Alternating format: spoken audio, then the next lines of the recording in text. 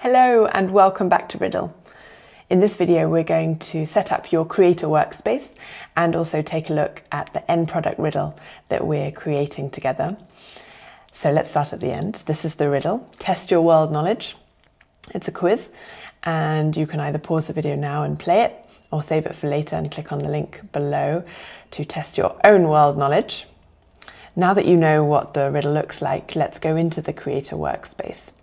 So to do that, you need to log into your Riddle account, as I've done here. And any riddles you've created so far will appear here. We're creating a new one, so click on Create Riddle. And of course, you can also create other sorts of riddles, polls, personality quizzes, leaderboards, predictors, forms. But for today, we're making a quiz. So under quiz, click on Start from Scratch. Type in your title. Continue, and this will take you straight into the riddle.